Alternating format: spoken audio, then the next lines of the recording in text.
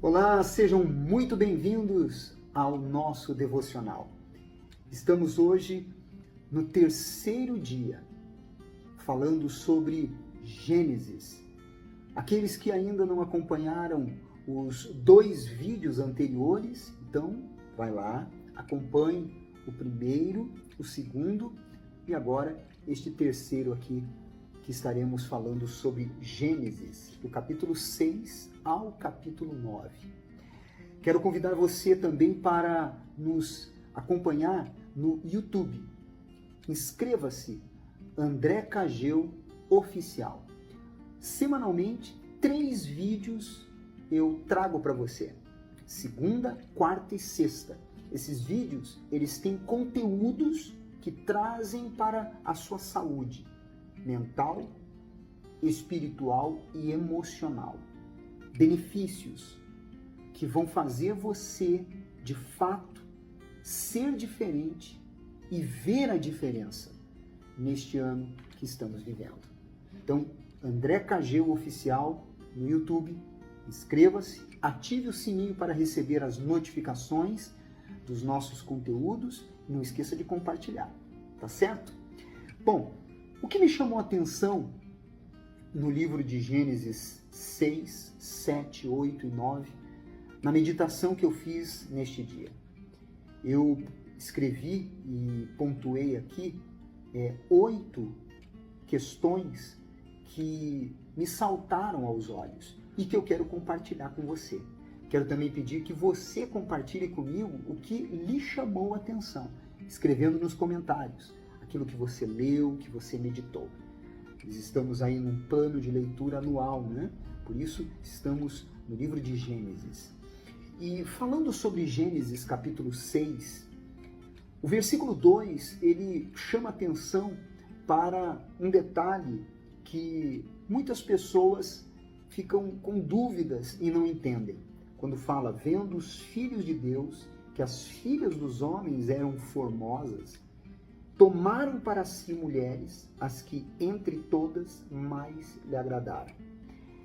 Algumas traduções bíblicas diz que eles eram anjos. Outras traduções diz que eram filhos de Sete, que era um homem consagrado a Deus. E outras que eram homens poderosos na terra e que muitas vezes são chamados de deuses no hebraico.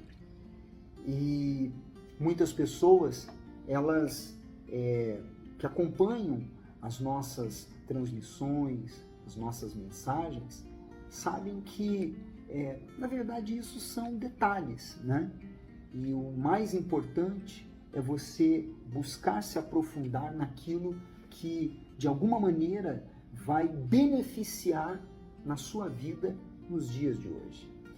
Bom, no versículo 3, ele fala que o homem não passaria de 120 anos. Só que quando você observa, por exemplo, depois de Noé, tivemos homens que passaram desta idade, como Abraão e outros. Então, estudiosos acreditam que quando ele fala sobre os 120 anos, ele estava se referindo ao tempo da tolerância dele, dada antes de mandar o dilúvio, porque você sabe que a construção da arca foram 100 anos, né? Então, acreditam-se estudiosos que ele se refere, na verdade, à tolerância que Deus deu antes de mandar o dilúvio. E o versículo 9, que eu vejo que é uma dos principais versículos do capítulo 6, fala: eis a história de Noé. Noé era homem justo, íntegro entre os seus contemporâneos. Noé andava com Deus. Como pode um ser humano andar com um Deus que é espírito? Quando a Bíblia fala sobre andar, está se referindo a procedimento. Como procedemos, como eu procedo, como você procede. Como você procede é como você anda. Como eu procedo é como eu ando. Então, quando ele diz Noé andava com Deus, significava dizer que o procedimento de Noé, naquela geração, era um procedimento que agradava a Deus. E não é à toa que no versículo 18, pela primeira vez, a palavra de Deus menciona a aliança. Quando diz, contigo, porém, estabelecerei a minha aliança. Entrarás na arca tu e teus filhos, a tua mulher e as mulheres de teus filhos. Que interessante, né? A primeira menção sobre a aliança na Bíblia se refere a um homem que era justo, íntegro e que andava com Deus. Se você deseja manter, se você deseja estabelecer uma aliança com Deus, então foque nestas características. Ser uma pessoa justa, justa consigo mesma, justa com o seu próximo e, sobretudo, justa diante de Deus. Busque ser uma pessoa íntegra, viver na integridade e busque no seu procedimento agradar a Deus, andar com Deus. Não é à toa que quando nós vemos lá no capítulo 7, no versículo 5, que quando Deus mandou Noé construir a arca, ele diz claramente, e tudo fez Noé, segundo o Senhor lhe ordenara. Noé tinha uma plena obediência. Ele vivia na plena obediência de fé e consciência diante de Deus. É isso que Ele quer de você, é isso que Ele quer de cada um de nós. Você sabe que houve o dilúvio e muito interessante, que me chamou a atenção no versículo 11 do capítulo 8, é que uma pomba traz no seu bico uma folha de oliveira sobre as águas. Quem está acompanhando o nosso devocional desde o início vai lembrar, e se você não acompanhou, assista o primeiro e o segundo vídeo do devocional que está aqui nesta rede social. Você vai lembrar que lá no capítulo 1 do versículo 2 de Gênesis, diz que o Espírito de Deus pairava sobre as águas, que eu mencionei na ocasião, que simbolizava que o Espírito de Deus iria dar continuidade à obra do Criador.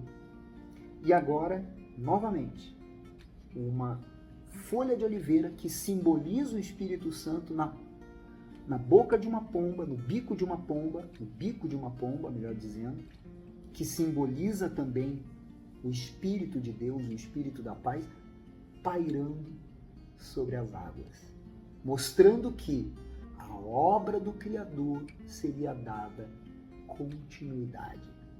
Quando nós temos o Espírito de Deus sobre as nossas vidas, então a obra de Deus é dada continuidade em nós e através de nós.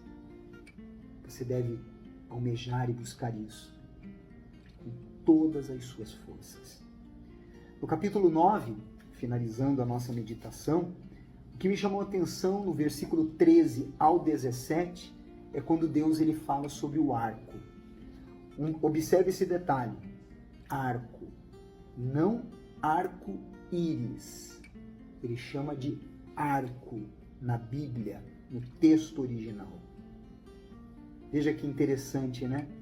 Todas as vezes que nós vemos o arco nas nuvens após uma chuva, é para memorizarmos a aliança que Deus quer fazer e quer manter conosco, além das promessas dele.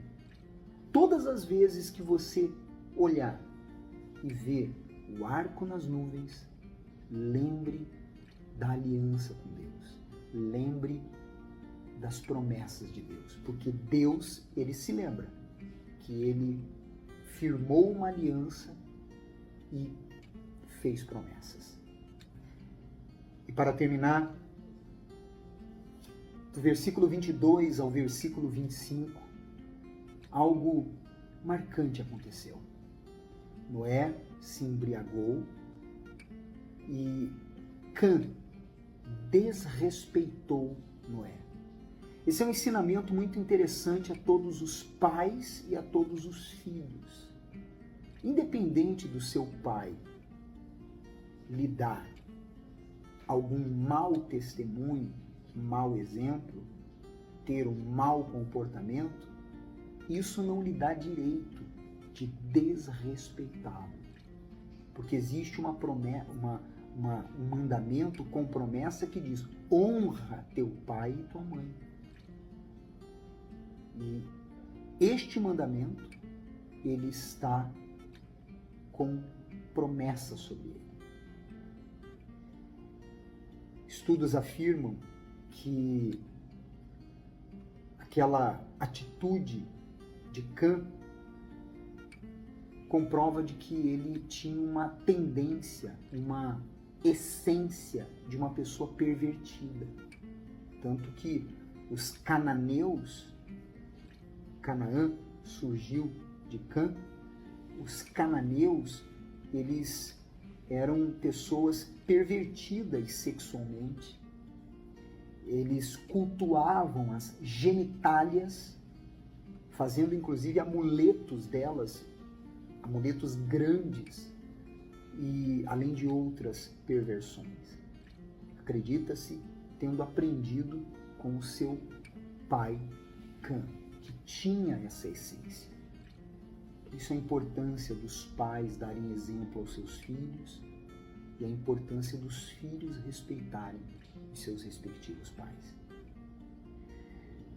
Se este devocional ajudou você, então compartilhe com o máximo de pessoas possíveis em suas redes sociais, em seu WhatsApp, para que essas pessoas também sejam beneficiadas. Amanhã estaremos aqui novamente falando sobre o capítulo 10 e o capítulo 11 de Gênesis. Não esqueça de nos seguir aqui nesta rede social e também compartilhar, curtir e comentar o que mais marcou para você. Você é especial para Deus. Até o nosso próximo encontro.